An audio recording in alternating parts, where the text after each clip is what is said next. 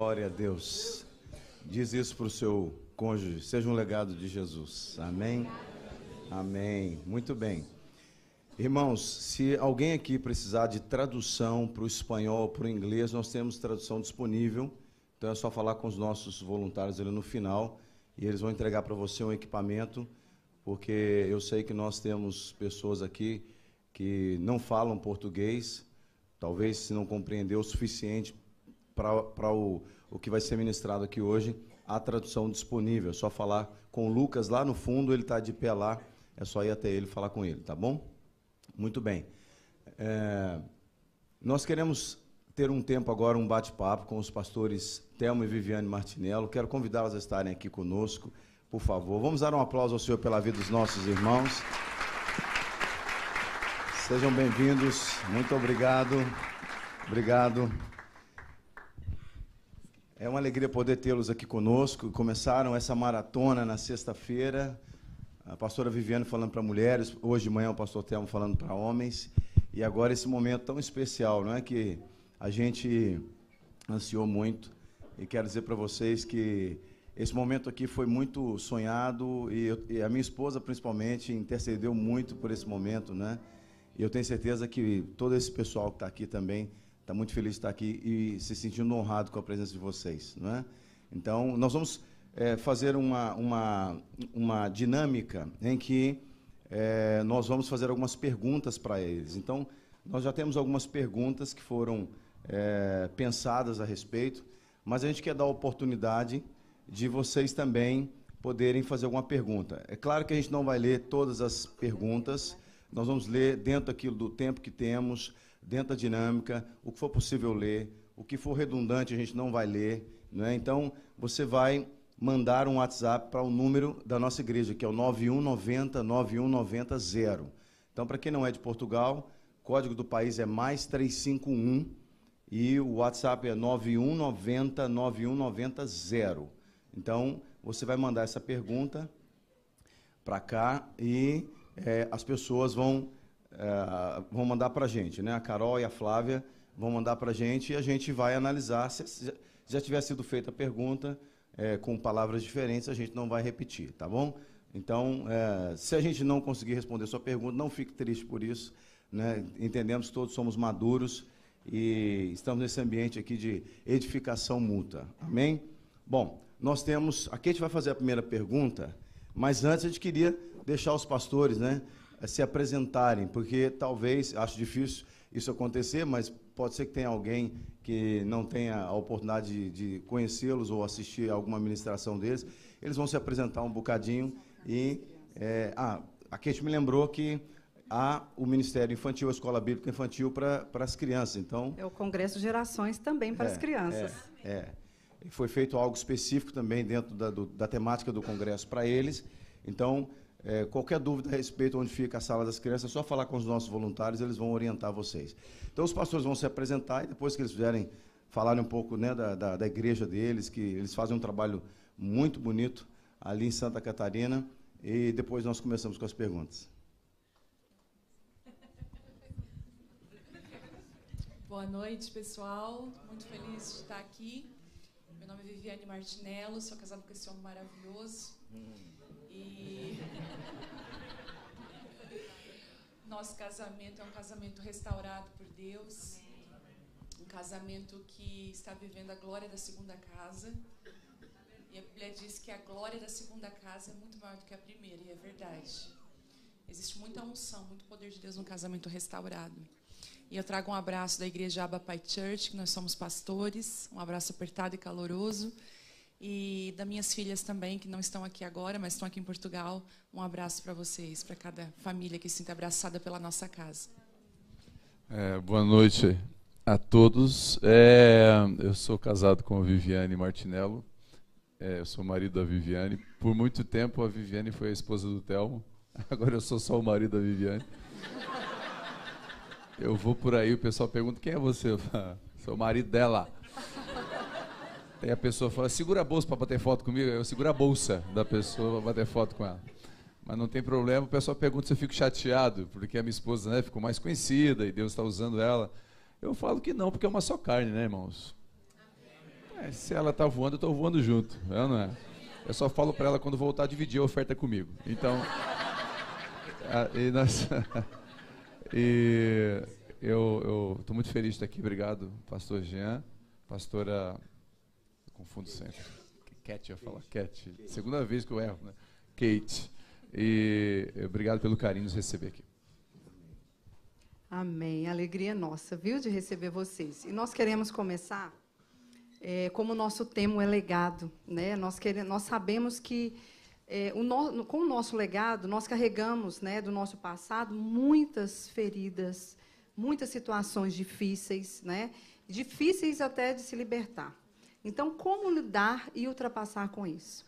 Né? Nós sabemos que vocês viveram isso, né? Situações também do passado que acarretou muitas situações complicadas no casamento de vocês. Né? Então, eu queria que, aproveitando a pergunta, vocês falassem um pouquinho do testemunho de vocês também em relação a isso. As feridas do passado, elas têm duas estações que elas se encontram. A primeira é quando ela encontra Cristo. Qualquer um que encontra Cristo, ele vai encontrar cura. Gálatas vai dizer que ele levou sobre si todas as maldições. Então, toda maldição hereditária morre na cruz, quantos creem? Então, toda maldição morre na cruz. Jesus levou na cruz. Se alguma maldição fica, porque não foi completo o que ele fez. Então, a maldição morre na cruz. Porém, a ferida, ela é estancada na cruz. Mas tem algum processo ainda de cicatrização que é comum a gente ter que, com Jesus, com um processo, deixar essa cicatriz, essa ferida virar cicatriz. Então, não existe nada que você traz de lá que não vai mexer com a sua vida. Ou você endurece ou você amadurece com aquilo. Então, toda cicatriz, ela tem um propósito lindo, mas não no começo. E no processo é dolorido. Vai chegar um momento que Deus vai dizer, foi por isso que eu permiti. Né? Eu sempre falo que nós estávamos vindo para a Europa e a gente fez a nossa mala. E na hora de fazer a mala, lá em Criciúma, essa semana está 40 graus na nossa cidade. Né? Nós saímos de lá com 35 graus. Sensação térmica abraçada ao sol. Né? Horrível, muito quente, úmido. A nossa mala, a gente colocou cachecol, colocou luva, colocou roupa de frio. Por quê? Porque o lugar que nós viríamos pedia aquilo. Né? Então eu acredito que Deus sabe o destino que a gente está indo. E Ele coloca coisas na nossa mala para chegar num lugar. Então, essas cicatrizes, por vezes, são ferramentas na nossa mala, que na hora a gente fala, não faz sentido, está muito quente, mas lá na frente Deus vai dizer, é para isso que eu permiti. E respondendo a pergunta, assim, a gente, quando casou, a gente sim lidou com as nossas bagagens da família, né? E eu vim de uma família de mulheres muito fortes, desde a minha avó, minhas tias, minha mãe, mulheres que elas trabalhavam, elas sustentavam e tinham isso como um orgulho, uma bandeira, né? Não dependa de um homem, vá trabalhar. Então mulheres deixavam os filhos, né, para conquistar e também, de uma certa forma, os homens eram muito fracos, né? Os homens, de certa forma, eram homens mais passivos. Então eu casei nessa condição. O Telmo já vem de uma família totalmente ao contrário da minha, onde os homens são muito fortes, até com uma questão de um pouco de autoritarismo. As mulheres são muito fracas e a gente casou nessa junção. Aí vocês imaginam o que aconteceu. Pinama carroça.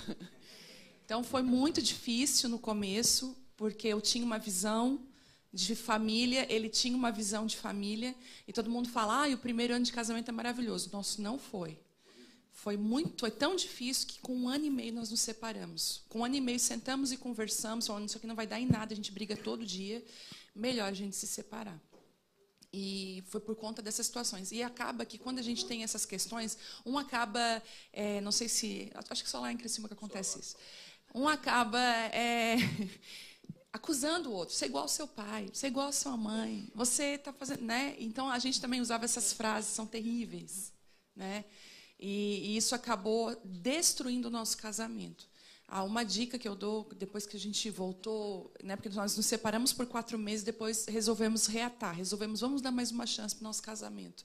Uma das coisas que a gente fez, que eu aprendi, é que eu precisava honrar a família dele, e ele precisava abandonar aquelas práticas antigas, ele precisava corrigir isso, eu precisava corrigir a minha insubmissão, a minha vontade de ir na frente fazer as coisas, de esperar também, né, que ele fizesse aquilo que era dever do homem, e Deus foi reorganizando a nossa casa e a nossa vida. Então, eu acredito que esse legado que a gente não pode carregar, ele precisa ser bem definido, e para que a gente possa construir a partir de nós uma nova família, uma nova casa. Acho que deve ser ali veja, checa para mim, Daniel. Enquanto resolve ali, nós já temos perguntas aqui e nós vamos privilegiar as perguntas de vocês. Né? Temos algumas perguntas que já chegaram e temos também outras perguntas que nós separamos. Mas eu quero colocar uma pergunta aqui muito interessante, que diz o seguinte: como lidar com um sacerdote que tem um chamado lindo em Deus, mas que, por causa das feridas, não tem desejado mais viver os sonhos do Senhor para a sua família, não é? E como ajudar esse sacerdote a voltar a sonhar os sonhos de Deus, né? Eu acho que essa pergunta talvez deve ser de uma mulher, provavelmente, uma esposa que está olhando para o seu marido, né? Ela deve estar olhando para o seu marido, vendo um grande homem, né?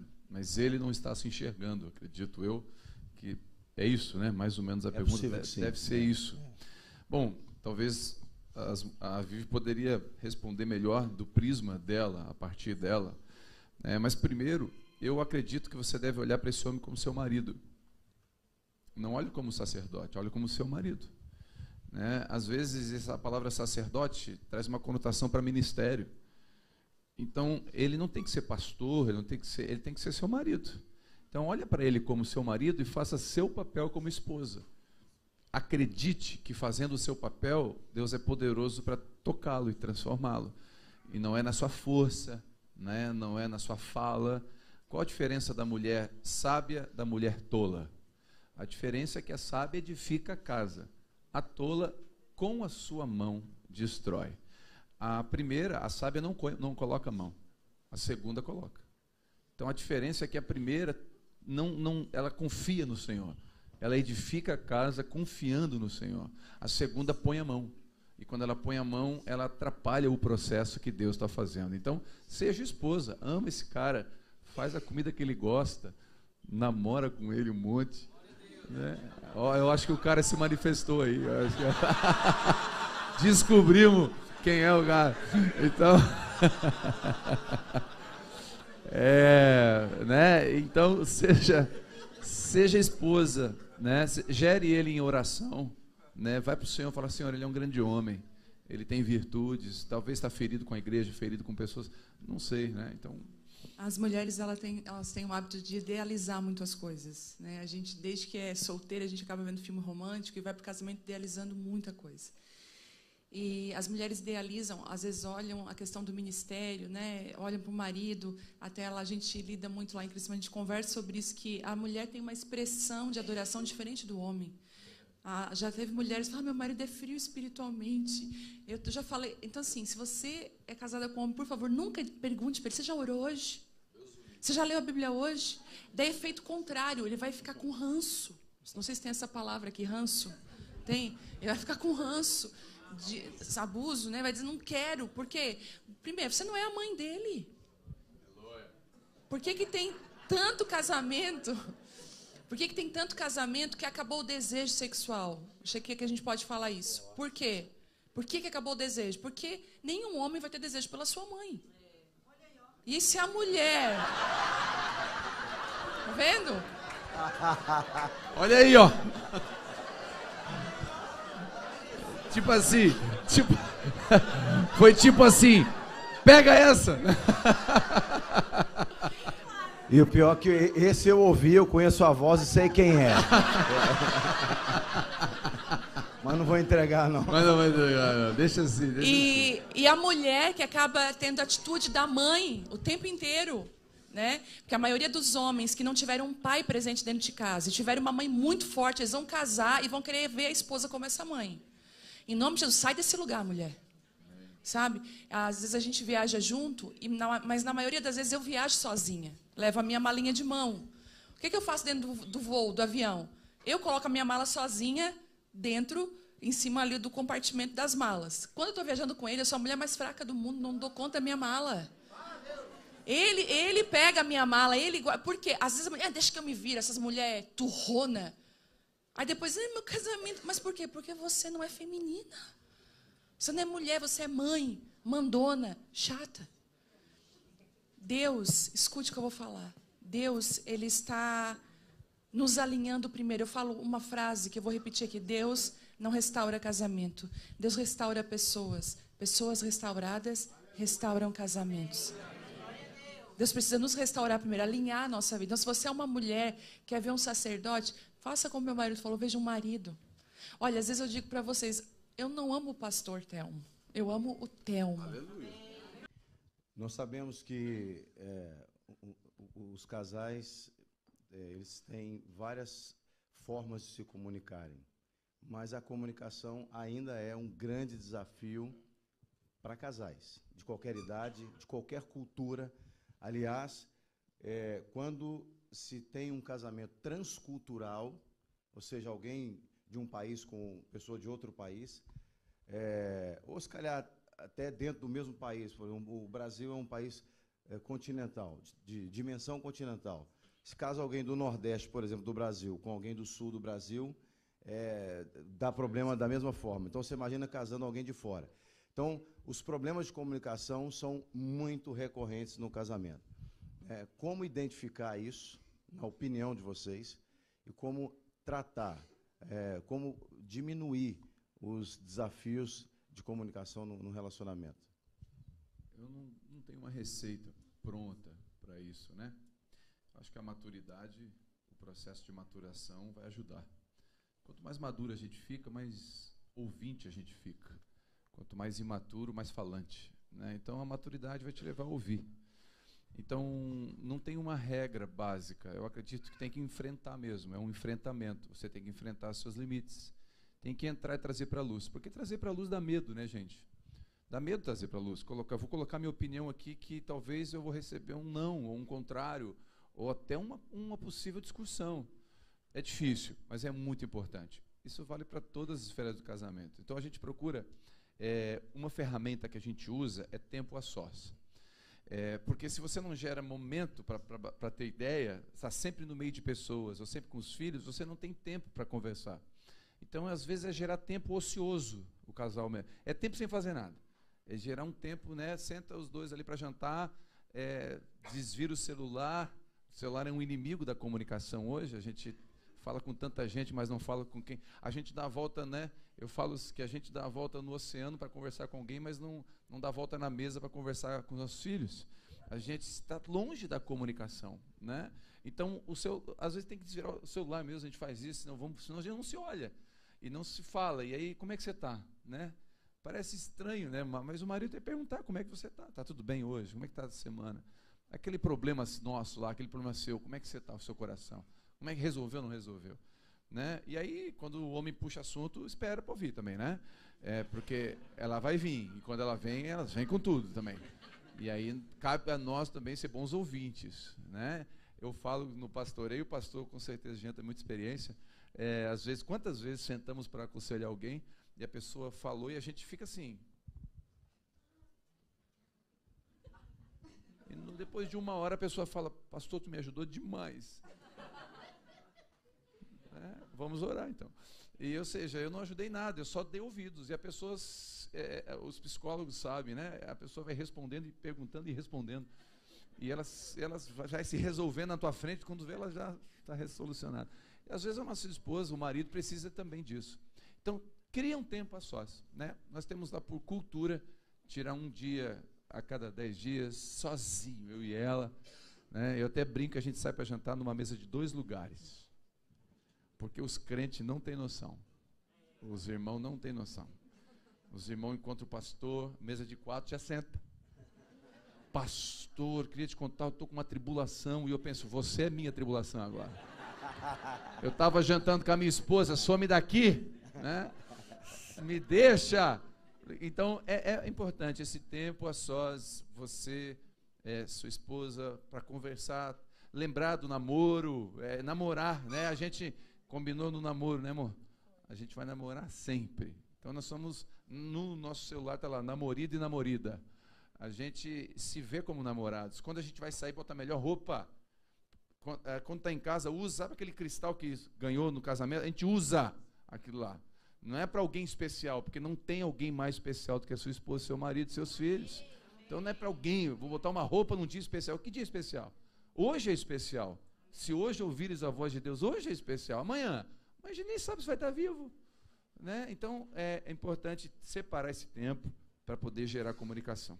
Eu gosto muito também de falar quem é imigrante, né, que migra para um país, tem uma grande dificuldade, que é a questão da rede de apoio com os filhos. Então, acaba que se trabalha muito, se corre atrás de recurso financeiro, os filhos ficam na escola, quando volta, tem que organizar a casa, organizar filho, e acaba que muitos casamentos se dissolvem na imigração, muitos. A gente tem aí uma taxa altíssima de divórcio, de separação para os que migraram, né, que vieram do Brasil para outros países.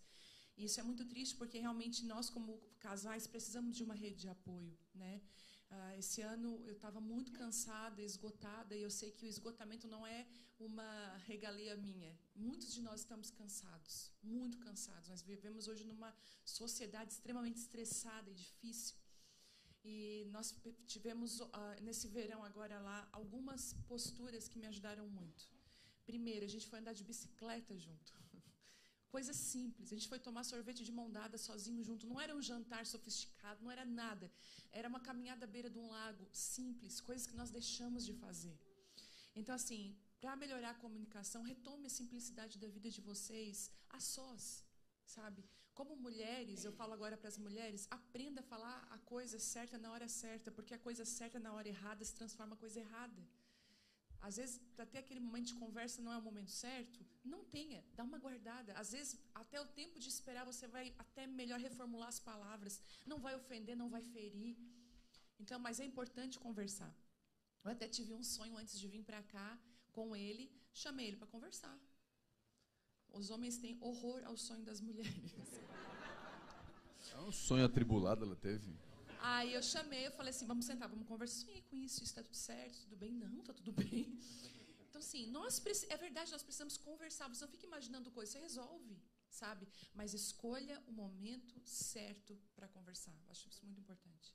Amém. Você falando aí a questão dos filhos, né, de ter tempo e tal, da imigração, tem uma pergunta aqui muito interessante que fala assim, quando só um pega a responsabilidade de criar os filhos, principalmente na área espiritual, como pedir ajuda para o outro, né? Porque nós sabemos que nós precisamos deixar um legado, né? E nós queremos saber como que nós vamos deixar, né? Como nós podemos fazer para deixar um legado impactante na vida dos nossos filhos, né? Nesse momento onde a sociedade tem engolido, né, os nossos filhos. Assim, os homens, eu falo porque vou rasgar o verbo aqui. Os homens, para essa situação, eles não são como... As mulheres são mais intencionais nessa questão. Elas são mais do devocional. O homem, ele vai ensinar com a vida. O problema é se a vida desse pai não está em Deus. Porque os filhos vão fazer realmente o que vem o pai fazer. Não é o que o pai fala, é o que o pai faz. Então, muito mais importante do que o pai vai dizer é quem o pai é. E a mãe é. Lá em casa, quem ora com as meninas toda noite sou eu, não é ele. Eu já tomei esse lugar desde que elas eram bem pequenininhas. E se eu esqueço de alguma maneira, elas vêm lá no meu quarto. Mãe, você não orou por nós hoje. Já tenho uma fé na oração da mãe. E outro dia o Telmo orou, pois a Bela me chamou de canto. Mãe, tu ora por mim. Acostumada. Acostumada que eu oro, né? Minha não vale. Então, a mulher realmente, ela é mais lúdica, ela é mais, sabe, ela vai ministrar. O homem, ele precisa ser o exemplo da casa, sabe? Ele precisa ser aquele que paga as contas em dia, que não mente, que não engana, porque o pai vai trazer essa hombridade para os filhos, essa verdade para os filhos. Então, eu perguntei para a Bela, essa semana ela falou alguma coisa, ela assim, mãe, eu gosto muito de você, amo você, Ah, mas o meu pai, tipo assim, o pai. A Vitória falou a mesma coisa. Não, mãe, eu te amo tudo, mas eu sinto tanta saudade quando o pai não está perto. Então, o pai é a proteção. Então, cuidado de novo, de não achar que o teu marido tem que fazer tudo igual que você está fazendo. Agora, homens que bebem, que têm vícios, infelizmente, que Deus possa te usar, mulher, como uma santificadora da sua casa, que você possa santificar os seus filhos e até o seu marido. Se ele não conhece o Senhor ainda, mas se ele conhece o Senhor, a vida dele, a vida do Theo ministra para as meninas muito mais do que as palavras dele. Amém. Muito bem. Nós temos mais perguntas aqui que as pessoas têm enviado. Deixa eu pegar aqui que o meu tem a ver com expectativas, né? A Bíblia fala sobre defraudação. Defraudação é você gerar uma expectativa e não suprir essa expectativa. E toda vez que uma expectativa é frustrada, gera feridas, gera desconfiança. Então, há uma pergunta aqui, exatamente pedindo a opinião de vocês sobre como confiar novamente se há feridas de expectativas frustradas. Eu gosto de falar com os homens que me comunicam e testemunham e confessam seus pecados, por exemplo, de adultério, uma traição, né? Uma infidelidade conjugal.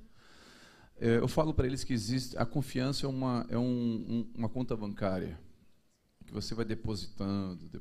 A cada dia você vai botando um pouquinho, né? Com o tempo você tem um valor nessa conta.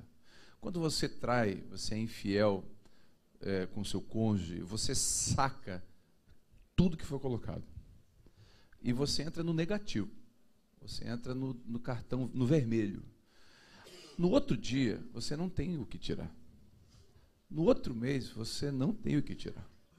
Volta todo um processo de depósito para você poder ter crédito de novo.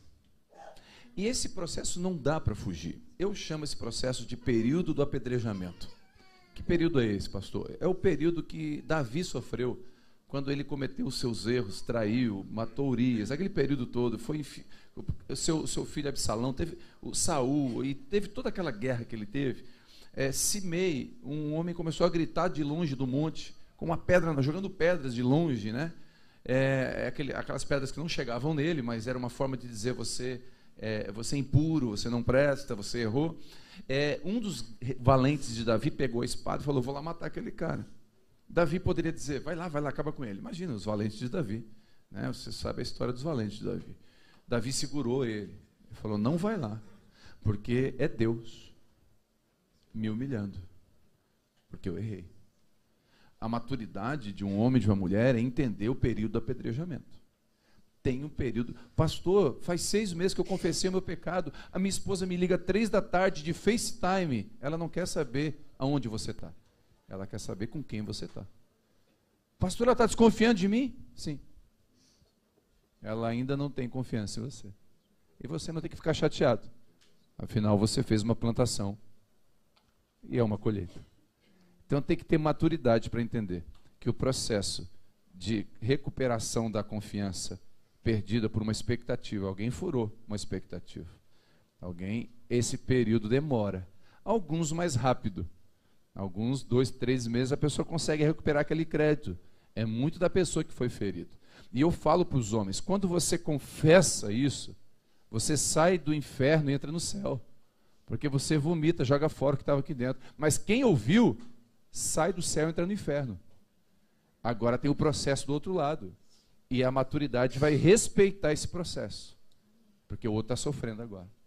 Então é muito importante ter essa maturidade. E ter o coração do filho pródigo, né? Ele errou, filho pródigo, e ele fez uma coisa que mostra que a pessoa está arrependida. Ele, olha, eu não sou digno de ser chamado de seu filho. Quem se arrepende não fica exigindo o lugar que tinha antes.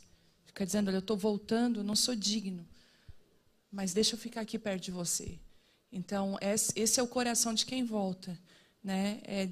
Passar por esse período de desconfiança que é natural e para reconstruir essa confiança de novo. Aí muitas pessoas perguntam, é possível reconstruir uma confiança quebrada? É possível, é possível. É possível reconstruir de uma maneira como se ela nunca tivesse sido quebrada. Eu acredito nisso. Amém. Glória a Deus. Nós sabemos que nós temos uma vida muito corrida, não só vocês, mas todos, né? Cheio de afazeres, cheio de coisas. E como nós podemos, né, com tantos afazeres, né, o que nós podemos priorizar e como nós podemos priorizar? Inclusive na questão financeira, na organização das finanças, como que nós podemos fazer isso? Quando Ezequias recebeu a visita lá do profeta, foi o seguinte: Ezequias, põe a tua vida em ordem, a tua casa em ordem, porque morrerás. Até para morrer a casa tem que estar em ordem. Então, ter ordem é muito importante na nossa vida. Eu gosto de falar sobre prioridades. Eu falo sobre isso, talvez até ministre um pouquinho hoje sobre isso. Eu gosto de falar de prioridades porque é muito importante. Tudo que você prioriza, você valoriza. E tudo que você valoriza, você investe. Tempo, recurso e atenção. Então, quando você valoriza algo, você investe naquilo. Eu estava conversando com os homens aqui hoje pela manhã, né, e eu perguntei para os homens aqui, eu vou denunciar aqui, tá? Eu sei que teve transmissão, então as mulheres até viram. Mas eu perguntei aqui, quem é que já financiou carro? Só levantar a mão. Quem já financiou chuteira e som? Levanta a mão. Quem já financiou violão e sei lá, alguma coisa que gosta? Levanta a mão. Todo mundo levantou a mão. Eu falei, quem já financiou um presente, um anel, um presente para a esposa?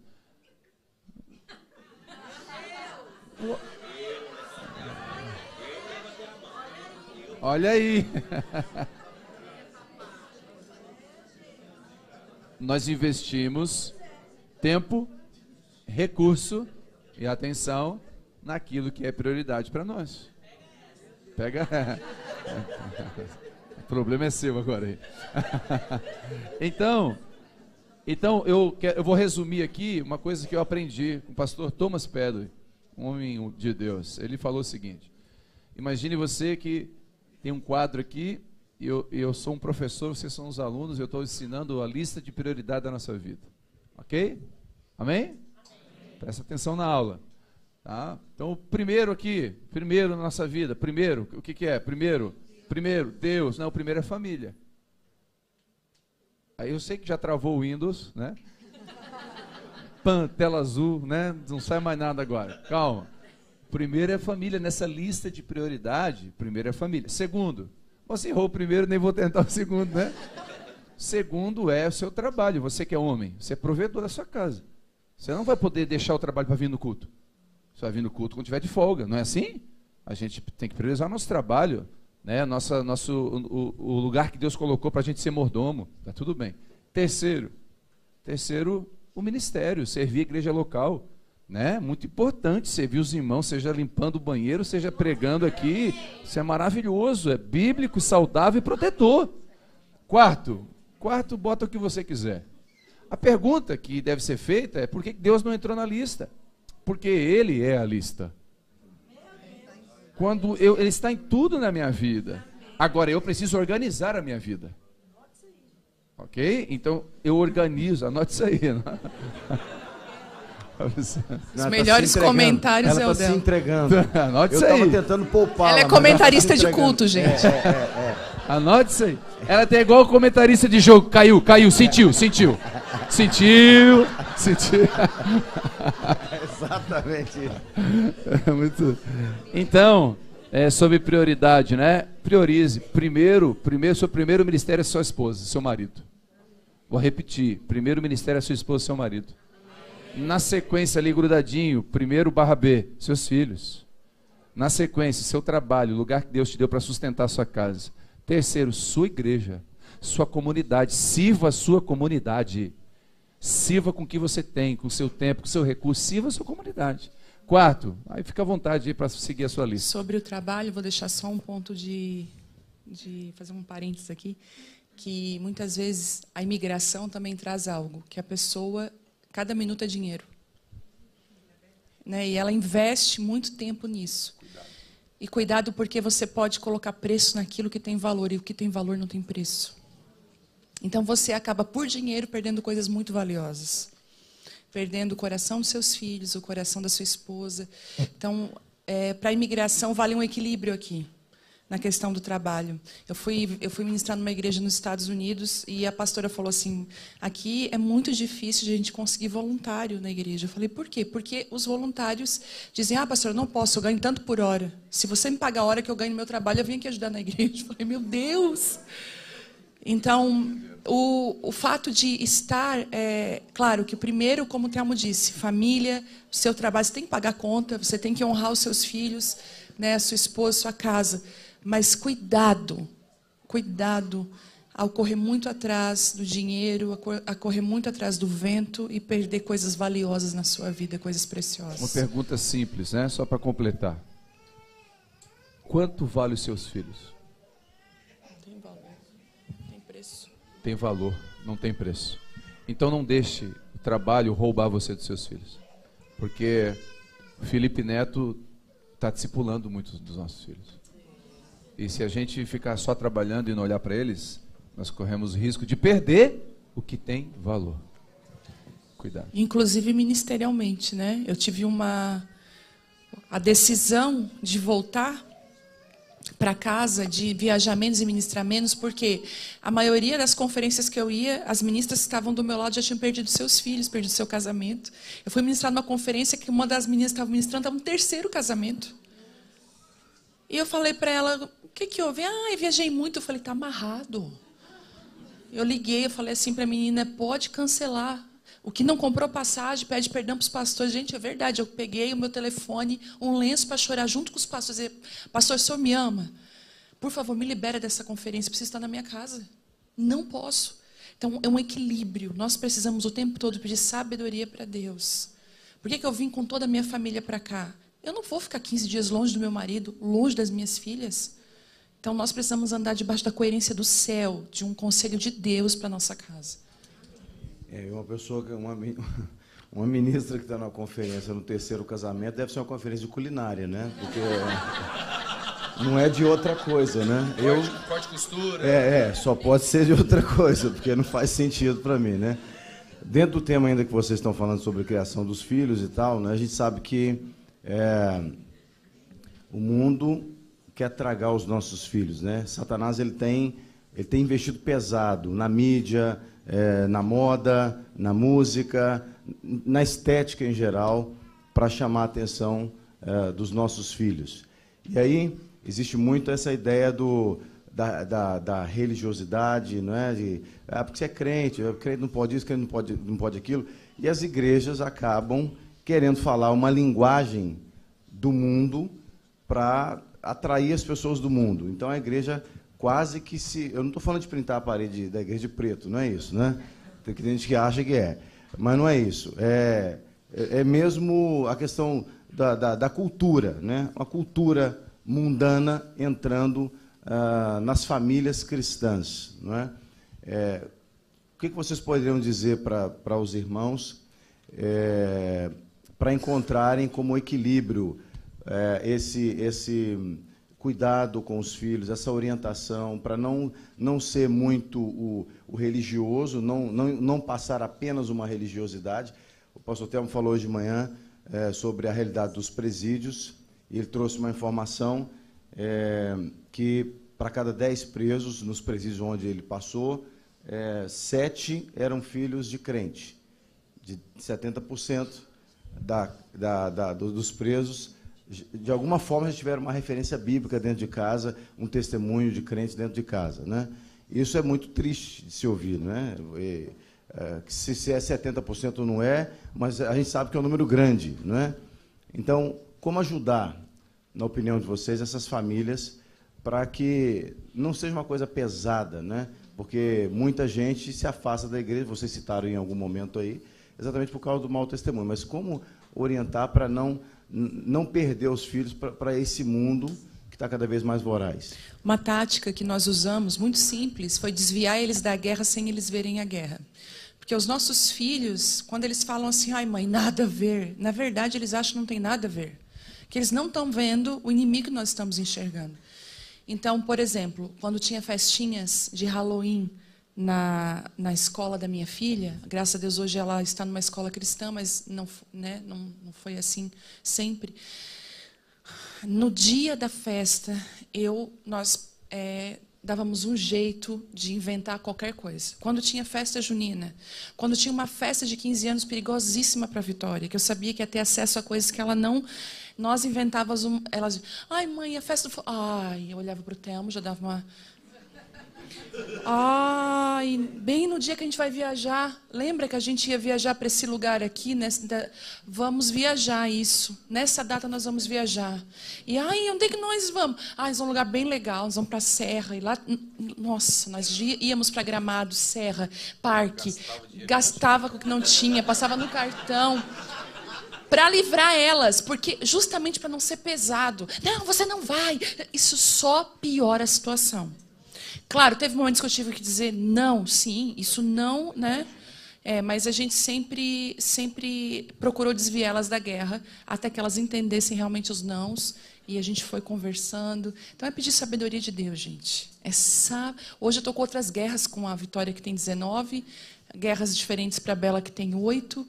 Como que a gente equilibra isso? É Deus. Deus me ajuda a falar, me ajuda a conduzir. Tem coisa que não vai nem precisar, que não precisa, não deixa aí, dá um jeito, arruma outra coisa, sabe? Uma coisa que os pais não podem permitir é o TikTok hoje. Se seu filho está no TikTok, corre para Deus te dar graça para você conseguir arrancar. Uma mulher que nem cristã é lésbica, médica no Brasil, a filha dela estava com 2 milhões de seguidores no TikTok. E ela perdeu a filha. Olha só, olha... Ela, dentro da situação da vida dela, não é crente, não é evangélica, e ela disse que perdeu, e eu estava vendo o texto que ela escreveu, ela excluiu a conta da menina, proibiu a menina de entrar, porque a menina estava sendo destruída. E muitos pais cristãos que amam a Deus não estão atentos para o que está acontecendo. Dentro do quarto do seu filho, com o celular, muita coisa acontece que você nem imagina. Então, tenha acesso. Ah, ele não me dá a senha. Não existe o filho não dar a senha do celular. Tenha a senha do celular. Hoje mesmo, o celular dela estava na mesa, na casa do pastor, eu peguei. Peguei a senha, que eu tenho a senha, e comecei a dar uma olhadinha. Eu dou uma olhadinha, eu fico, que conversa é essa aqui? Ah, tá, o que foi isso aqui? Nós precisamos estar presentes. Nós precisamos estar presentes. Então, eu acredito que, com sabedoria, com graça, Deus vai nos ajudar a livrar eles disso tudo. Amém. Bom, nós poderíamos ficar aqui conversando até meia-noite, né? Mas nós não podemos, então nós vamos fazer uma última pergunta, porque nós sabemos que é uma área onde o inimigo tem trabalhado de uma forma muito forte, né? E nós precisamos de vigiar, que é na área sexual. Né? Então, qual a importância da intimidade sexual na vida do casal?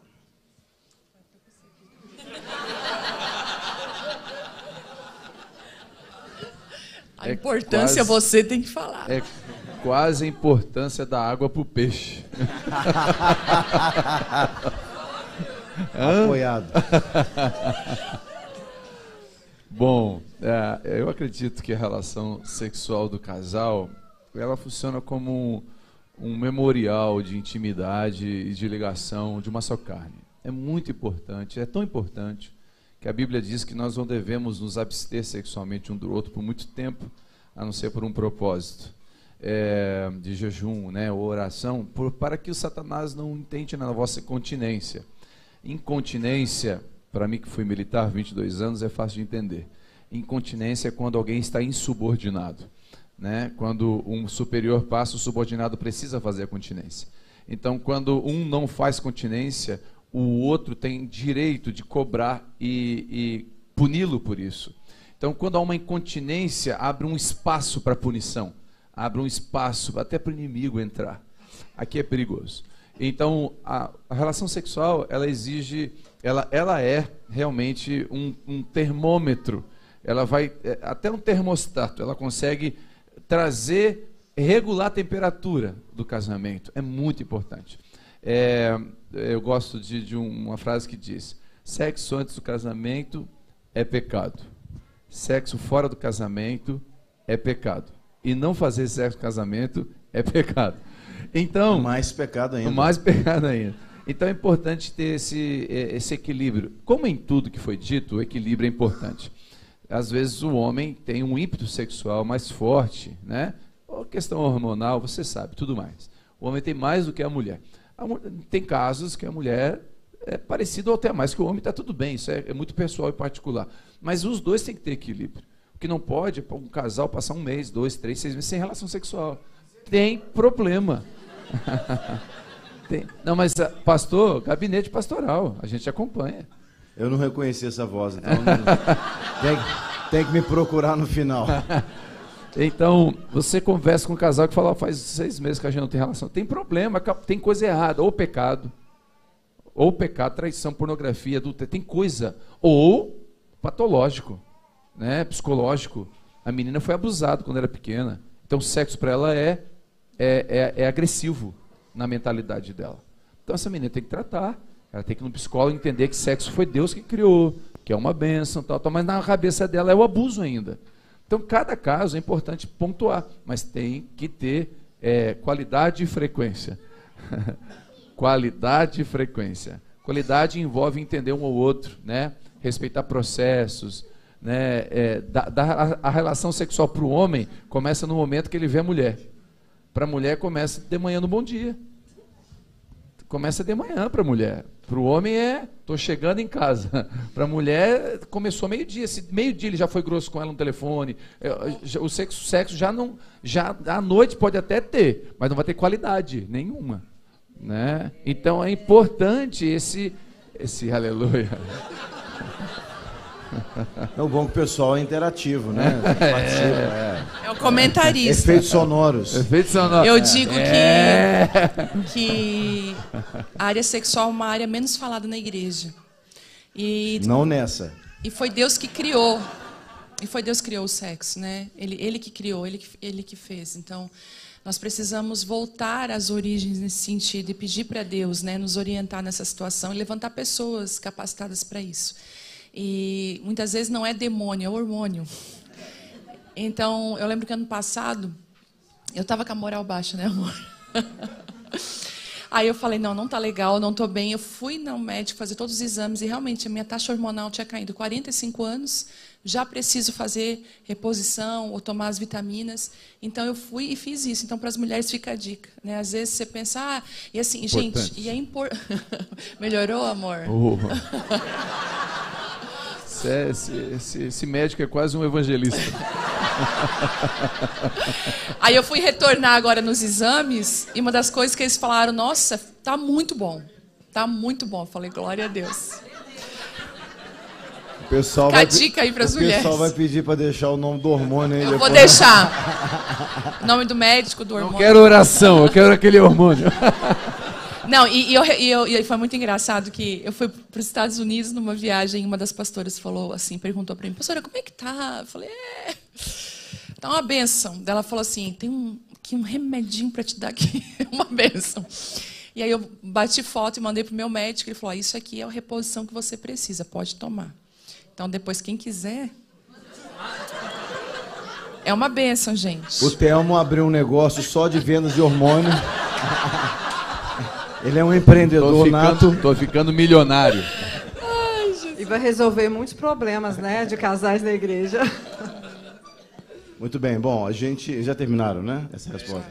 Bom, a gente queria que vocês... O pastor Telmo vai ministrar ainda nos minutos que restam, né? Nós vamos parar com as perguntas por aqui, mas ele vai concluir essa noite com algo que está no coração dele para ministrar sobre a vida de cada um de nós, né? Então, nós vamos assentar ali. E ele vai ficar à vontade. Ajuda aqui, Daniel, por favor. Pessoal, ajuda, Henrique. Pode ficar à vontade, pastor.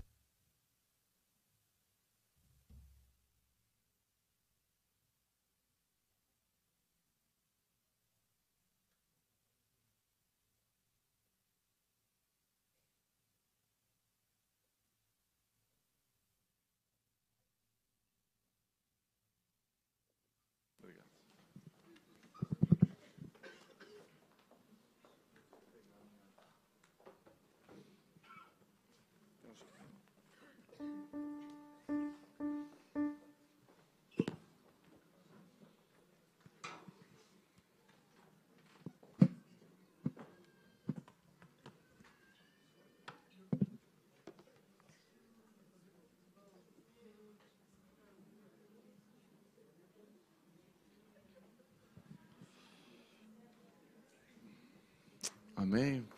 Pode assentar, está tudo certinho. Aproveita e dá uma mexida, eu vou pregar por 2 horas agora.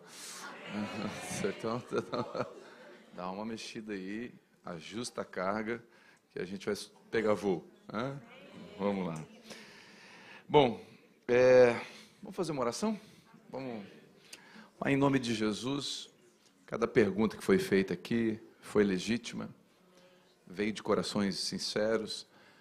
Não existe nenhum casamento perfeito, mas pela tua graça existem casamentos saudáveis. E eu oro para que todos os irmãos que estão nesse salão e todos os irmãos que estão acompanhando online possam ser atingidos por essa saúde nos seus casamentos. E os seus filhos sejam também tocados por essa saúde. Em nome de Jesus. Amém? Eu falo sempre que nem tudo que cresce é saudável, né? Tumor cresce, mas não é saudável. Mas tudo que é saudável cresce, porque o crescimento é natural. O apóstolo Paulo diz: eu plantei, Apolo regou. Plantação e regar fala de intencionalidade e cuidado. Quando você é intencional e cuida, cresce. O Senhor dá o crescimento, né? Então, eu acredito muito em casamentos, igreja saudável. Eu sempre falo para os pastores, nós temos alguns pastores que caminham com a gente, eu falo sempre que uma igreja precisa de ter 5 pilares da saúde da igreja, que são saúde teológica. Uma igreja precisa ser cristocêntrica, saudável teologicamente. Uma igreja precisa ter saúde vocacional, cada um fazendo o que foi chamado, né? A minha esposa fala, não pode ter vaca voando e passarinho pastando. Não pode, tem que ter saúde. Às vezes tem gente cantando aqui que não tem o dom de cantar, só canta porque o dízimo é bom, ou porque é primo do pastor. Não pode.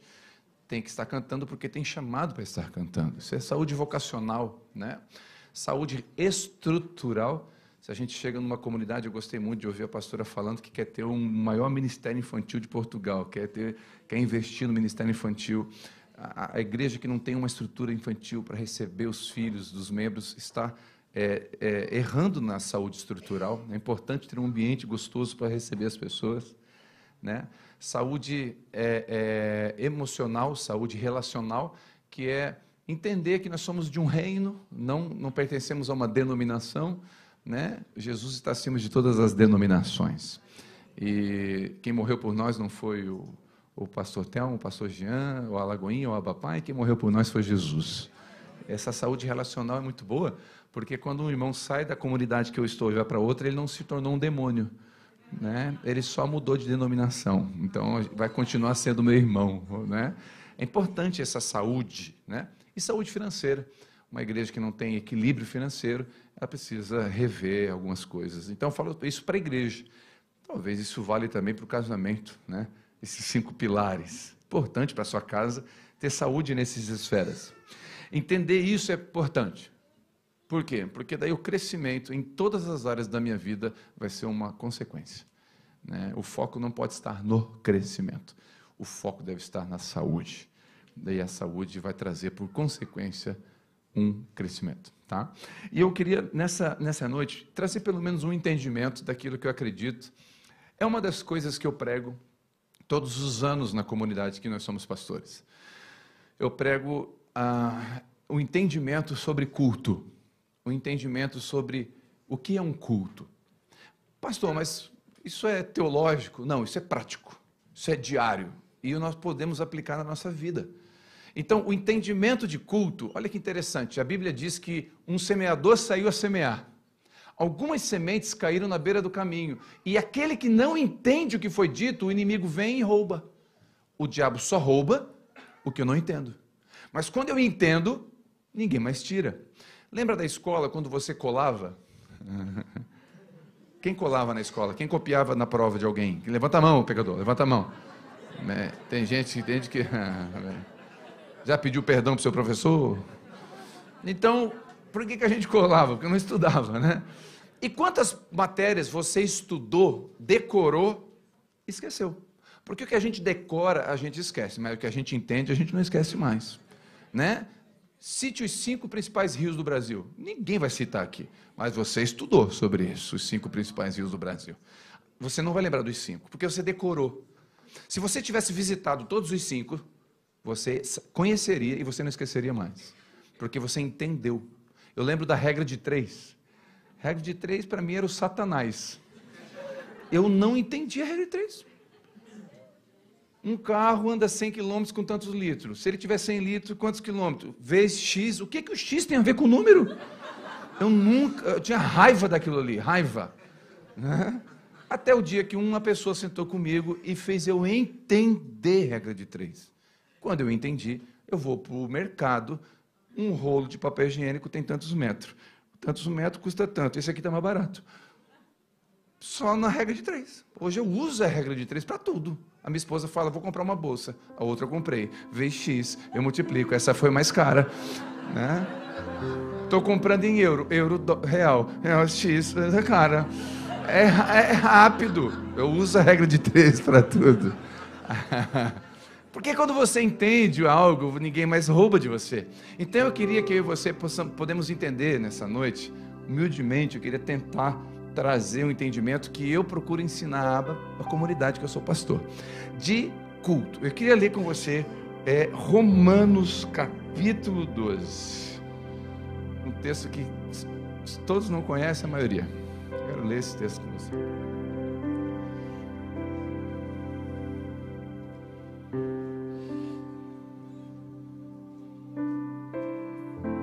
Deixa aí aberto em Romanos 12.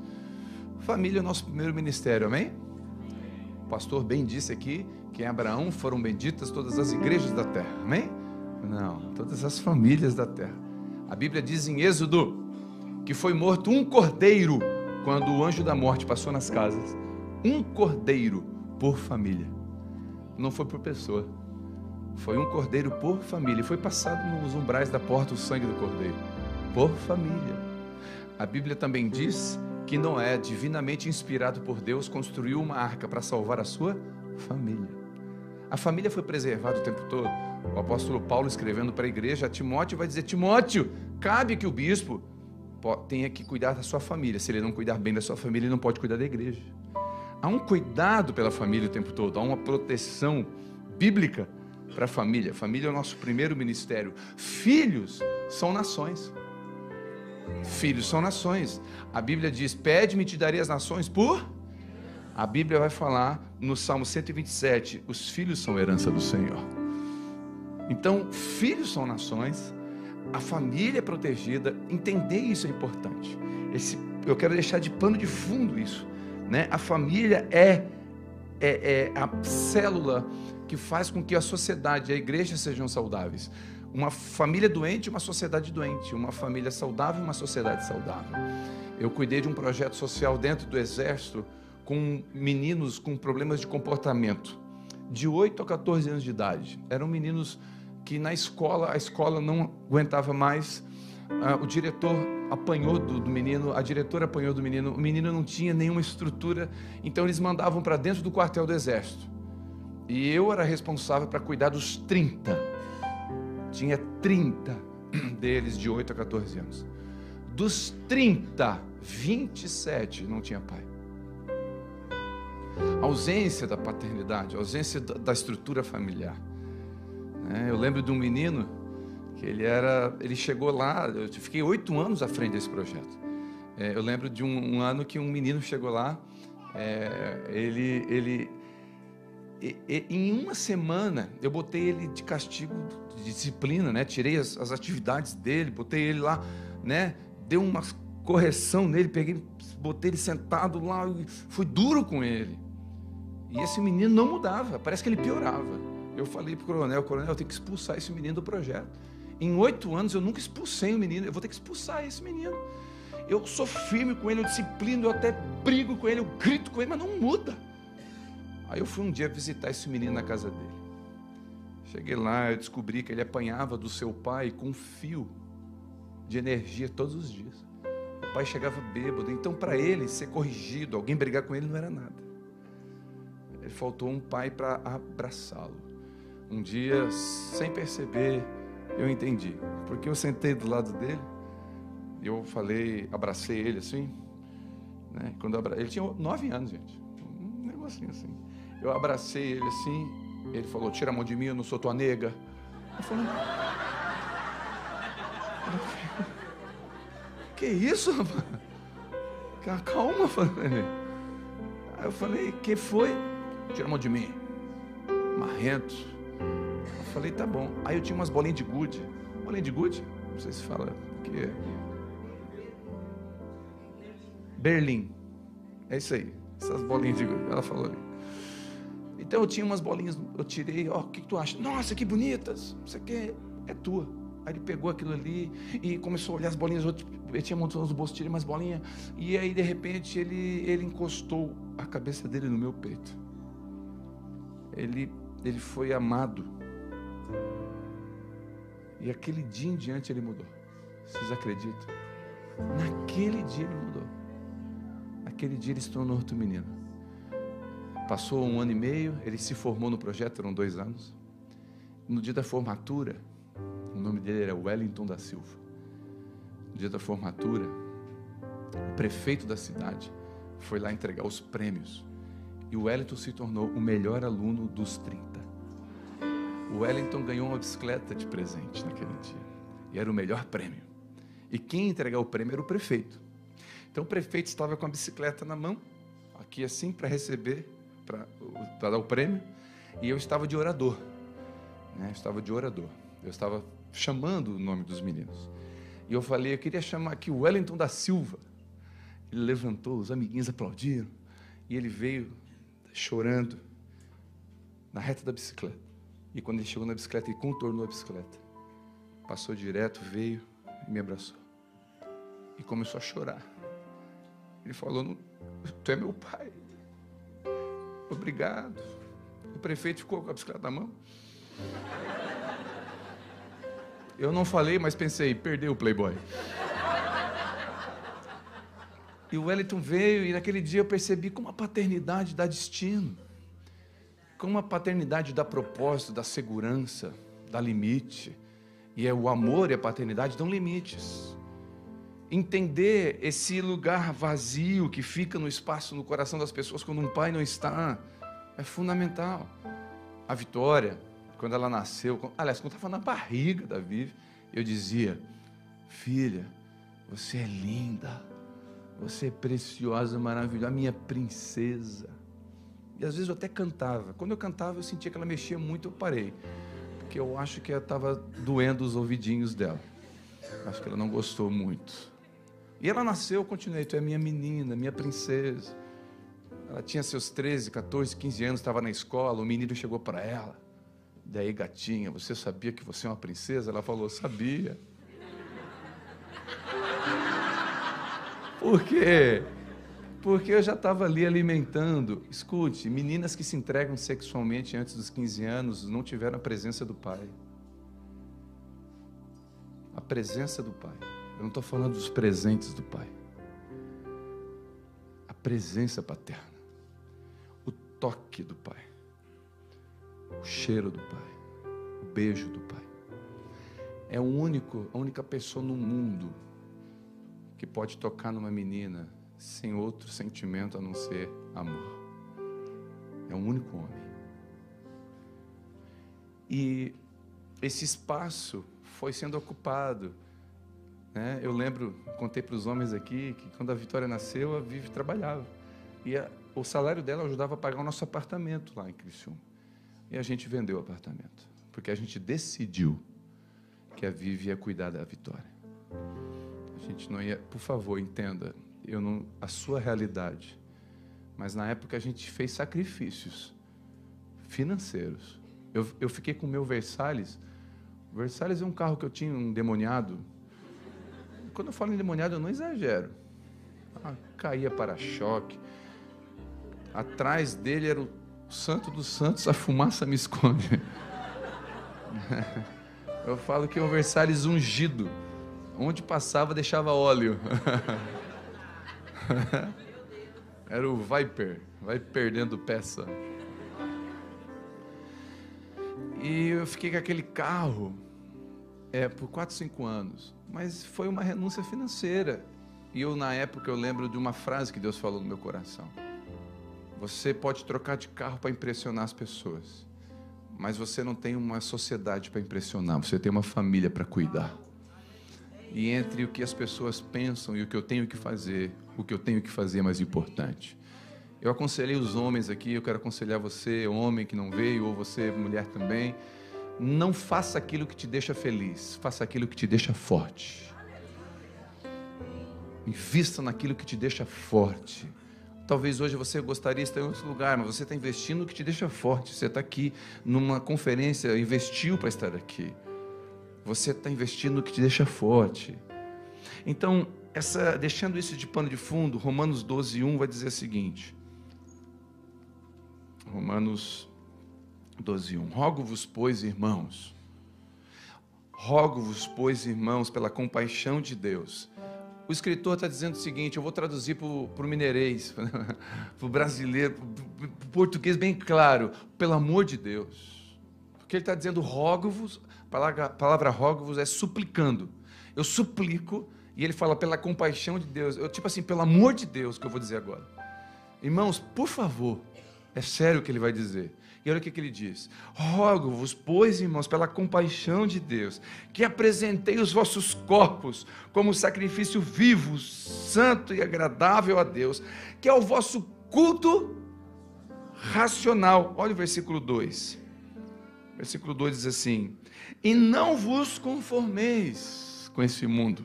Algumas versões falam amoldeis com esse mundo, mas transformai-vos pela renovação da o vosso entendimento, para que experimenteis, ou seja, a consequência é, para que experimenteis qual seja a boa, agradável e perfeita vontade de Deus. Quantos querem experimentar boa, agradável e perfeita vontade de Deus? O segredo está no versículo 1 e o início do versículo 2. Oferecer o nosso corpo como um culto racional. E olha que interessante, eu quero linkar isso com Gênesis capítulo 2. Abra comigo, por favor. Gênesis 2, versículo 15.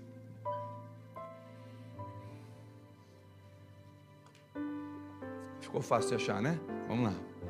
Gênesis 2,15. Tomou, pois, o Senhor Deus o homem e o pôs no jardim do Éden para cultivar. Gênesis 2,15. Colocou, pois, o Senhor Deus o homem e o pôs no jardim do Éden para cultivar e guardar ou proteger. Então olha que interessante, o escritor de Romanos está dizendo, ofereça a Deus o vosso corpo como um culto inteligente, como um culto intencional, como um culto racional. A palavra racional ali no grego é lógicos. O que é lógico? Lógico é prático, lógico é 1 mais 1 é 2, lógico é aplicável, lógico não está no subentendido, lógico não é orar em línguas domingo, é guardar a língua segunda. Aleluia! É lógico, é prático, é aplicável. Então o que o escritor de Romanos está pedindo para nós? Gente, ofereçam a Deus algo inteligente, sabendo o que vocês estão dando. Não é do mundo do mistério do manto, é prático. Tá bom, como? Gênesis vai falar que Deus colocou Adão no jardim e falou para ele, cultiva o jardim. E olha que legal, a palavra cultivo no jardim, aqui em Gênesis, é a mesma para culto. Então, quando Deus está falando aqui para Adão, Adão, cultiva o jardim que eu te dei, protege o jardim que eu te dei, semeia o jardim que eu te dei, capina, protege, guarda, lavra, cuida do jardim que eu te dei, é a mesma coisa que o escritor de Romanos está dizendo, oferece o vosso corpo com culto racional, ofereça um culto a Deus. O que Deus está dizendo em Gênesis? Quando vocês cultivam o jardim, vocês me cultuam, é culto, porque cultivo, culto, cultura, a palavra cultura vem dessas duas palavras. Quando você cultiva algo, você gera um culto a alguém. Quem cultiva só dinheiro e só trabalho, faz um culto a Mamon. Quando você entende o que você está fazendo, você dá culto a alguém. Então Deus está dizendo, quando vocês cuidam do jardim que eu dei para vocês, vocês estão me cultuando racionalmente. Isso vai gerar uma cultura no meio de vocês. E a cultura é mais forte que a unção. A cultura é algo muito forte. Eu vou provar para você como a cultura é mais forte que a unção. Imagine você um pastor de uma igreja tradicional. Uma igreja que as vestes são tradicionais, aquele modelo mais tradicional, mais religioso, mais estruturado. Mulher não usa brinco, né? Tatuagem do Satanás, aquele formato, né? Não julgue esses irmãos. São diferentes de você. Posso ouvir um amém? Mas vá para o mesmo céu que você. No céu vai ter surpresa, hein? No céu vai ter pelo menos 3 surpresas. Primeira surpresa: pessoas que você tinha certeza que estariam lá, talvez não vão estar.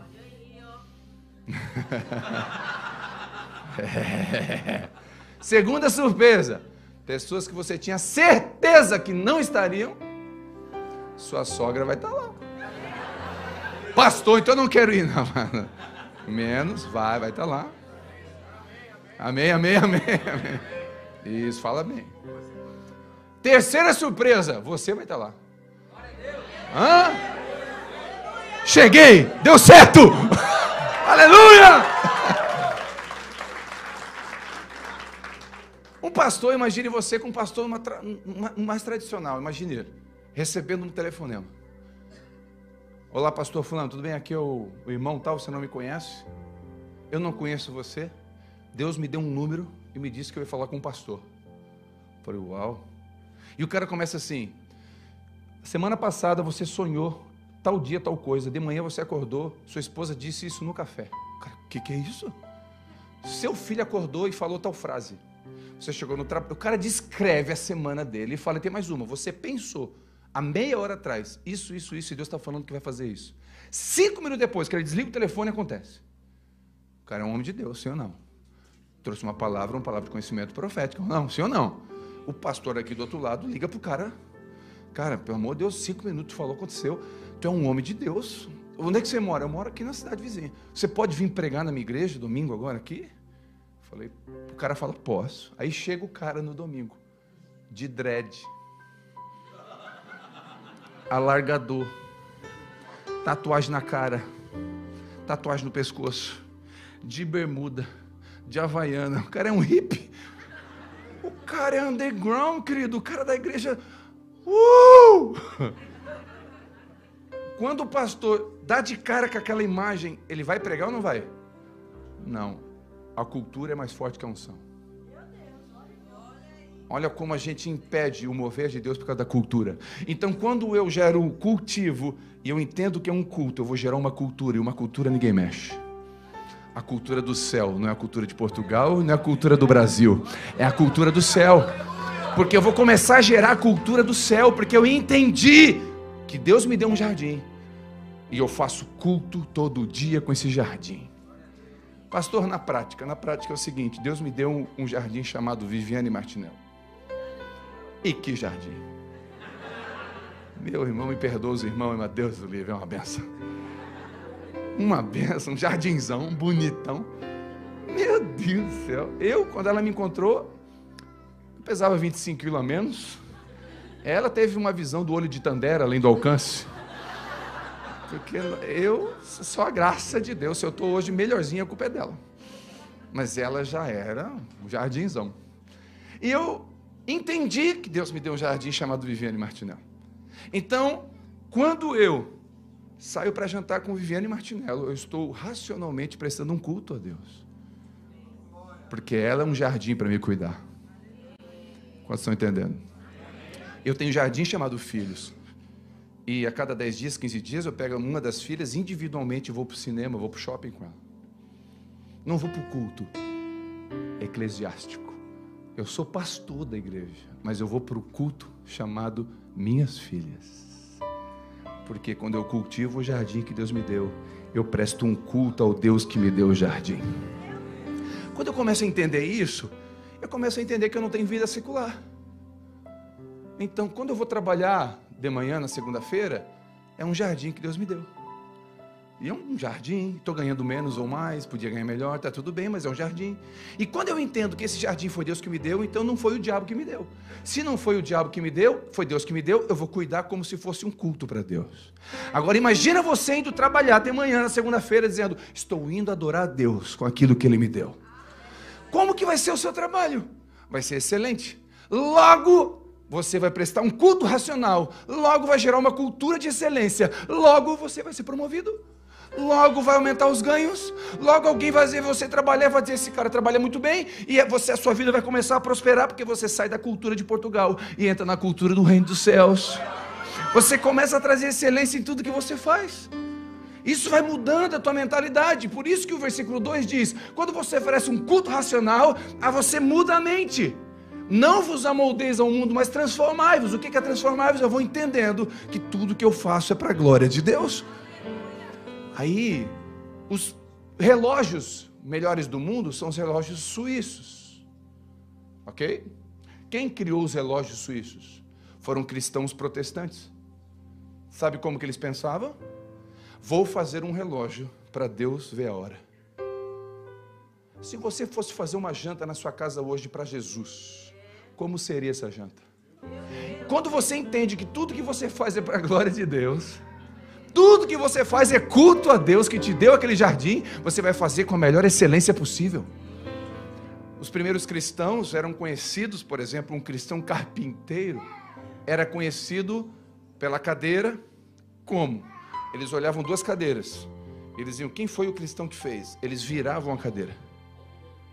Se no material que estivesse em cima é o mesmo que estivesse embaixo, foi o cristão que fez. Porque o cristão fazia a cadeira pensando assim, vou fazer uma cadeira para Deus sentar. Não para o homem sentar, mas para Deus sentar. Se eu vir aqui pregar, pensando, vou pregar uma palavra para os irmãos que vão estar ali.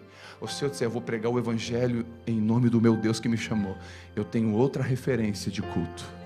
Eu vou prestar um culto com excelência. Entender isso é fundamental. Meu casamento, em 2002, sofreu uma pancada. Nos separamos. A Vivi já compartilhou um pouquinho. Mas um dos motivos que a Vivi até não compartilhou foi o ativismo religioso. Eu sou pastor de igreja. Hoje a comunidade Abapai tem mais de 7.000 membros. São 1.300 voluntários. Muita gente servindo. Eu ensino a igreja a servir. Mas eu ensino a igreja que a prioridade não é servir a igreja. A prioridade é servir a sua casa. E porque eu entendi isso, eu quase perdi meu casamento por isso. Sabe onde eu estava quando o nosso casamento dissolveu? Eu estava dentro da igreja, 7 dias por semana. Um dia a Vivi pegou minha agenda e falou, por favor, eu queria falar com o pastor, porque o marido eu já perdi. Eu percebi que a minha casa estava desandando. Quando eu voltei, o Senhor trouxe entendimento, filho, cuida da sua casa, é um jardim que eu te dei. Porque se a sua casa estiver bem, a igreja vai ser uma consequência. E se a casa estiver mal, a igreja também vai ser uma consequência. Então cuida do jardim. E eu comecei a entender isso. Comecei a entender a importância de ter uma espiritualidade de verdade. Comecei a entender que tudo era culto. Eu comecei a entender que jantar com a minha esposa era um culto. Então, se era um culto, por que eu vou atrapalhar o culto? Eu lembro de uma vez que eu estava jantando, falei, né, que a gente senta numa mesa de 2 lugares, porque os crentes sem noção, tem crentes que... Tem dia que eu saio de casa orando, Deus me livre dos crentes. Livrai-nos do crente, amém. Porque não é maldade, mas Aí eu sento mesmo, 2 lugares. Aí um dia eu estava sentado, logo após a gente voltou desses 4 meses separados, e a gente voltou, e eu lembro que tocou o celular. Tocou o celular, era uma menina da igreja que a gente cuidava, e no fundo tinha a avó endemoniada. Então estava assim, pastor, a minha avó está endemoniada, ela está manifestada aqui. No fundo eu ouvi assim, ó, eu vou matar ela. E na época eu estava assim meio Che Guevara gospel. Na época eu estava assim querendo, eu não podia ver um demônio, eu queria demônio. Eu falei, me dá demônio. Eu lembro que manifestava na igreja um demônio, sai que é meu, sai que é meu. Eu estava assim, é verdade, eu estava com o espírito de evangelista. Eu falei, me dá o demônio mesmo. Eu estava atrás de demônio. E eu queria um demônio para expulsar. E eu estava assim, um demônio. Daí, na hora que vi, um demônio. Na hora eu pensando comigo, um demônio para expulsar, uma coisa boa. Um demônio. E na hora, eu vi o semblante da Vivi. O semblante caiu. Ela começou a desfazer o prato. Começou a pegar a mochila. Ela lembrou daquele cara que achava que culto era só ir da igreja, que agradar a Deus era só expulsando demônio, e que ela estava ali na minha frente agora, desfazendo metade da janta. Na hora eu lembrei, eu estou no meio de um culto, eu não vou deixar um demônio atrapalhar esse culto. E Deus falou comigo: filho, o demônio tem um monte para expulsar, esposa só tem uma. Demônio qualquer um pode expulsar, a sua esposa só você pode cuidar. Na hora eu acalmei o Hulk, deixei de ficar verde, o sol já vai amanhecer, o sol já vai se pôr. Me acalmei, liguei para um diácono grande, porque demônio sai na oração ou sai no soco. Você está rindo? É verdade, tem demônio que não é demônio, não, eu chamo de carmônio. É mistura de carne e alma. E aí os demônios aproveitam esse espaço, mas é chamar atenção. Eu sei porque uma vez, eu estava a 40 quilômetros da nossa casa, da igreja, trabalhei o dia todo, né? Fui lá, ministrei, voltei para casa. Cheguei em casa, eram 11 horas da noite, ligou a irmã. E eu sabia que o irmão gostava de dar um show. Não era demônio. Ele batia nela, depois que ele batia nela, ele manifestava. Aí eu, pai, pastor, meu marido aqui. No fundo eu ouvi. Falei o seguinte: coloca no ouvido dele o telefone. Tá bom, pastor. Eu falei: ô fulano, é o seguinte, se eu sair aqui de casa para ir aí, eu vou levar a polícia junto e tu vai preso hoje. De repente ela pegou o telefone e falou: pai, pastor, que oração poderosa que você fez. Já viu, pastor, demônio com medo de polícia? Já pensou? Manifestou um demônio, passa o camburão da polícia, demônio sai correndo, demônio com medo de polícia. Que é isso? Cara, demônio não era nada. É por isso que eu mandei o diácono bem grande. Eu falei: na dúvida, se não sair, dá uns tapas que sai, né? Corrige lá, orienta lá bem direitinho. Então, aquele dia, o diabo queria me tirar do culto, mas o entendimento de culto vai fazer com que eu gere uma cultura. O que está acontecendo na igreja? Uma cultura. Começou a gerar cultura de excelência. Os profissionais da igreja, os empresários estão prosperando, porque eles entenderam que a empresa dele é um jardim, que Deus deu para ele. Então ele vai fazer com excelência. Eles começaram a prosperar, sem exceção. Começaram a prosperar. Pastor, depois que eu comecei, ele entendeu. O casamento do cara começou a prosperar. Esse dia eu até assustei uns irmãos. Tem coisa, depois me desfaz o que eu vou fazer aqui, se for preciso, tá? Pastor é tudo, depois eu assustei. Posso falar, senhor? Eu assustei, um culto de homens. Falei: irmãos, eu lembro tinha um visitante, tinha um monte, mas tinha um que se assustou. Ele falou: olha, ele ficou assim, porque eu falei assim, é que eu falei assim, ó. Eu falei: irmão, a gente mora perto de Gramado. Gramado é uma cidade linda do Rio Grande do Sul, a gente mora muito perto lá. Dá para ir de carro em 2 horas e meia, tá pertinho. E eu falei: irmãos, sua esposa está pedindo para você há 10 anos, 15 anos, para levar você para Gramado. Você levar ela para Gramado lá com ela, curtir uma noite em Gramado lá um dia. Você não leva. Daqui a pouco você morre, o Ricardão vai pegar o seu dinheiro e vai para Gramado com ela. A hora que eu falei assim, o cara...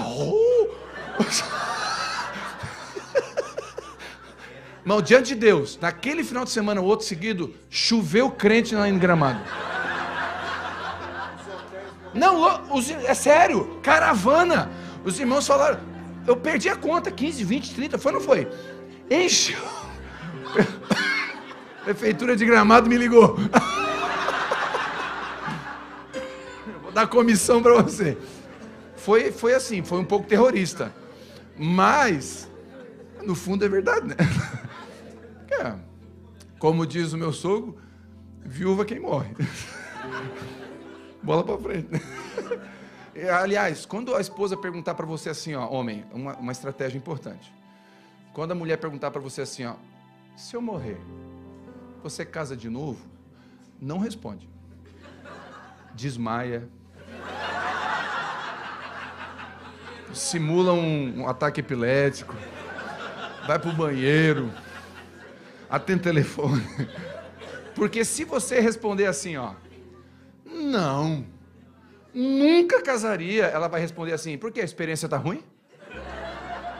E se você responder assim, ó, sim, claro, eu sou novo, casaria, tá de olho em alguém? Então, resumindo, vai dar bronca. Né? Vai dar bronca. Foge disso. Então, entender que o que você está fazendo é para Deus. Entender que Deus te deu jardins. Isso é culto. Olha que coisa linda. Amanhã de manhã, você amanhece com culto. Estando aqui ou não. Então, estando aqui é um culto coletivo, bíblico importante. Hebreus 10 vai dizer que não devemos deixar de congregar. Mas entender isso aqui não tira o entendimento de cultuar com sua esposa, cultuar com seus filhos. A minha filha, quando tinha 7, 8 anos, ela gostava de rap. E eu amo rap. Vamos vazar! Bah.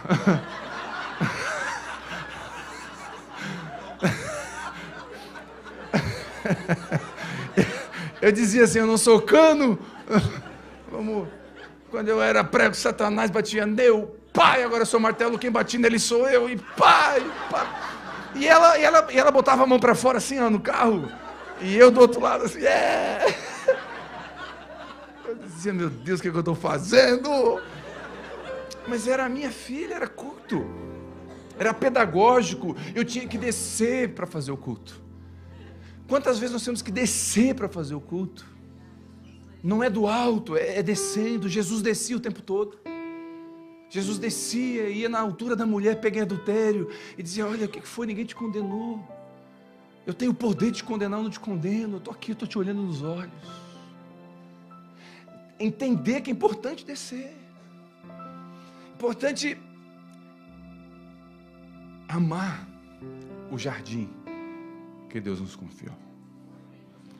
E não tem jardim bonito sem investimento. Não tem jardim bonito sem tempo. Não existe. O jardim do vizinho é mais bonito porque ele regou. Porque ele botou ureia, botou adubo, ele cortou, suou, ficou no sol. Não tente ter um jardim copiado de alguém. O pastor pode fazer uma oração forte por vocês aqui. Mas nenhuma oração forte vai fazer um jardim ficar bonito. É um cultivo. É uma cultura. E quando a gente entende isso, a gente vai gerar jardins diferentes. Vai gerar frutos nesse jardim. Isso é libertador. É libertador porque eu encontro os homens, tem culto de mulheres, né? Culto de mulheres lá em Criciúma, dá umas 35 mulheres.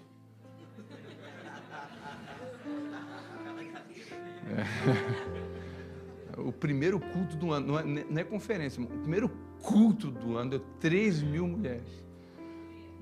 Caravana e ônibus. Culto dos homens dá uns 7.000 homens. Nem cabe. É quase um terço. 3.000 mulheres, 1.000 homens no máximo. Mas já é um milagre, né? Já é um grande milagre. E eu vou no shopping às vezes, quando eu não estou ajudando lá no culto, de alguma forma, eu vou lá no shopping com as meninas, eu vejo os pais com seus filhos. E eles falam para mim, pastor, estou no culto aqui. Pensa o coração dessas meninas daqui a 10 anos. Pensa o coração desses meninos, dos Wellingtons da vida, daqui a 10 anos, 15 anos. Eles vão responder e vão orar igual Daniel orou. Eu sirvo o Deus dos meus pais. Eles não vão querer sair da igreja. Eles vão amar a igreja. Nós tivemos testemunhos difíceis. Quantos de nós aqui vivemos de famílias disfuncionais? Os pais alcoólatras, os pais divorciados, separados dentro de casa, situações horríveis financeiras, de traições, de mentiras e vícios. Quantos de nós vivemos isso e o Senhor nos encontrou e nos salvou e mudou a nossa vida?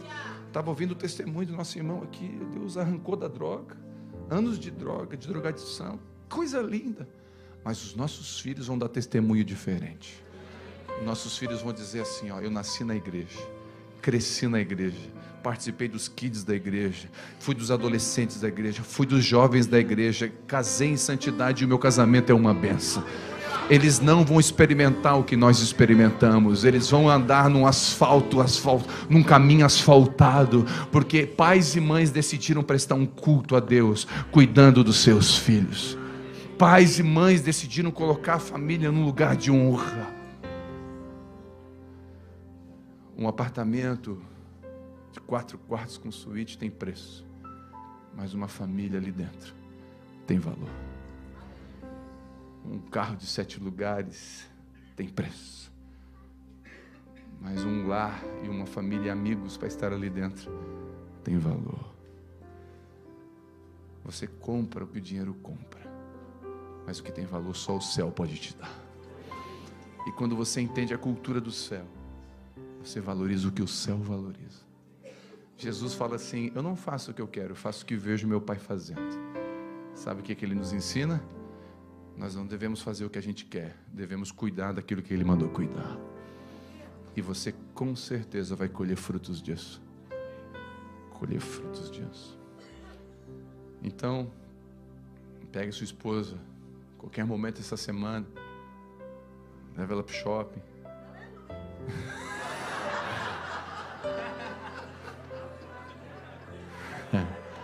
Dá o cartão na mão dela.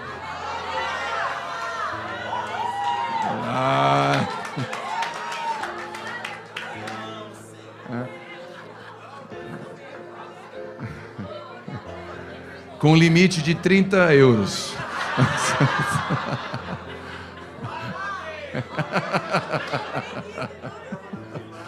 Leva na Primark.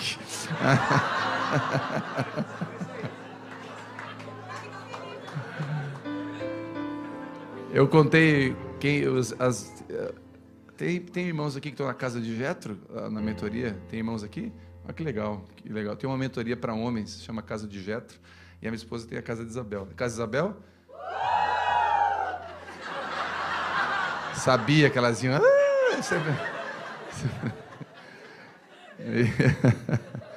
E eu contei, né? Contei para os homens lá. Eu contei, acho que de manhã aqui, que eu... Lá onde eu moro, onde eu nasci, chama Morro Estevão.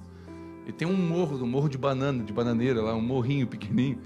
E a gente foi convidado, eu, né? Fui convidado para pregar na Suíça. E aí eu levei ela.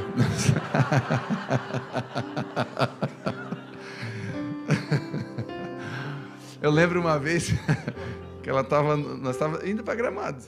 Aí tocou o celular dela, assim, oi, tudo bem? Tudo bem. Oh, a Viviane, sim, aqui é a Viviane. Ah, pregar em tal lugar? Sim, sim. O quê? Ela olhou para mim.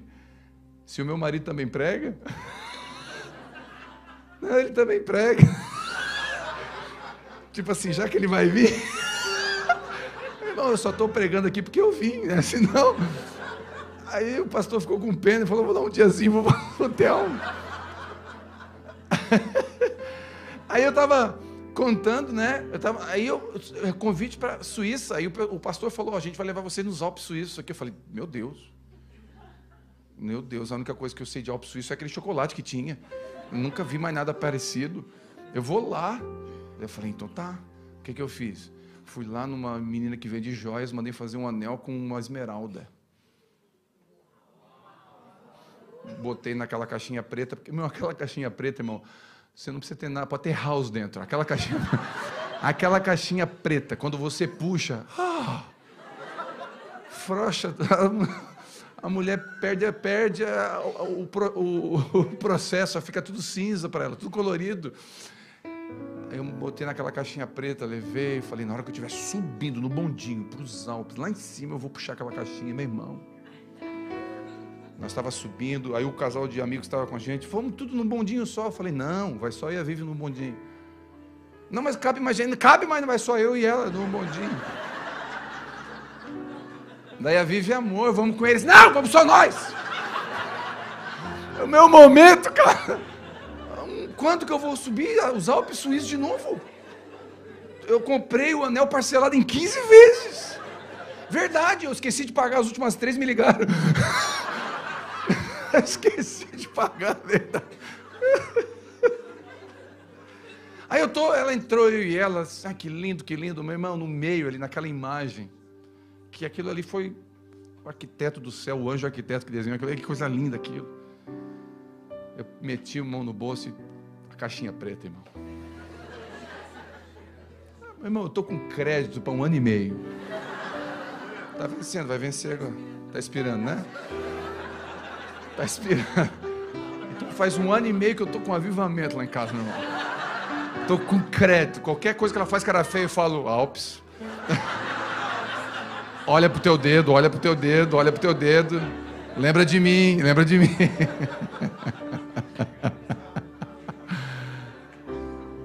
E eu lembro que eu parcelei em 15 vezes, é verdade, as últimas 3 esqueci de pagar. Aí você pensa, mas o que é isso? O que é isso? É o seguinte, eu lembrei que eu já parcelei tanta coisa para mim. Por que eu não parcelo para cuidar do meu jardim?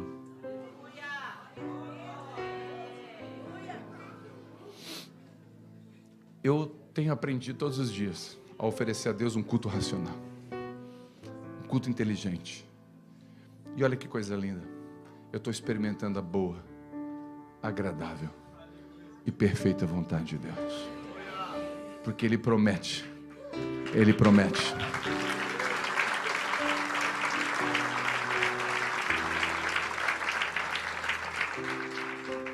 Ele promete não ausência de guerra, Ele promete a sua presença. E a boa, agradável, perfeita vontade de Deus é estar no centro da vontade dEle, com a presença dEle. Por isso que Moisés disse, não me faça sair deste lugar. Eu não quero anjo, eu não quero prosperidade, eu quero o Senhor. E eu tenho experimentado em cada culto a presença de Deus. Acredite, cada culto. Não foi nenhuma nem duas. Perdi as contas das vezes que eu entrei no carro com a minha filha para ir no cinema ver Vingadores. O que tem de espiritual nisso, pastor? Não, no Vingador não tem nada. Aliás, os 5 ministérios estão ali. O Thor é o evangelista. O Hulk, né? O Hulk não pode ver um demônio. O Thor é o profeta que traz o raio do céu. Tony Stark é o mestre que é soberbo. Cada um tem o seu jeito ali. Mas isso é heresia particular, fica tranquilo. Não leve isso para casa. Isso é coisa minha e da minha filha. Eu indo assistir Vingadores e no carro, a presença de Deus invadiu o carro. Porque não tem a ver com filme. Tem a ver com culto. Tem a ver com a minha filha. Tem a ver com o coração da minha filha. Então, eu quero deixar esse encorajamento para que você possamos cultuar a Deus com sabedoria e experimentar a boa, agradável e perfeita vontade de Deus. Que a sua casa, sua empresa, seu trabalho, seus negócios, seja um jardim. E você cuide com excelência de cada um deles. Lembrando da lista de prioridade. Não inverte, não esquece. A ordem. Sua esposa, seus filhos, seu sustento, sua comunidade local. Faça esse tripé.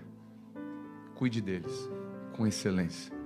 Você vai colher frutos maravilhosos. E Deus vai receber a nossa adoração. 1 Coríntios 10, 31 diz, quer comais, quer bebais, façais tudo para a glória do Senhor. Amém. Vamos orar? Sentado mesmo. Pai, em nome de Jesus, te agradeço por essa noite. Obrigado por essa comunidade de fé. Te agradeço por cada casamento aqui representado.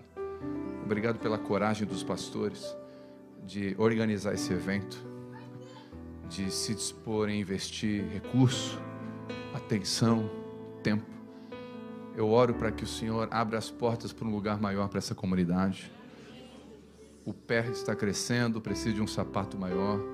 Eu oro para que essa casa experimente também a boa, perfeita e agradável vontade de Deus na sua estrutura. Um novo tempo para essa comunidade. Um novo tempo para esse pastoreio, uma nova estação. Em nome de Jesus, eu abençoo, porque eles nos abençoaram. Eles nos abençoaram nos recebendo aqui. Eles abençoaram organizando, foram corajosos para isso. Então nós os abençoamos também nessa noite. Oro para que cada um aqui tenha jardins tão lindos, tão lindos, tão lindos, que as pessoas vão olhar e vão dizer: estou me inspirando no seu jardim. Estou me inspirando nos seus negócios, estou me inspirando no seu casamento, estou me inspirando no seu ministério. Estou me inspirando em nome de Jesus. Amém? Pastor.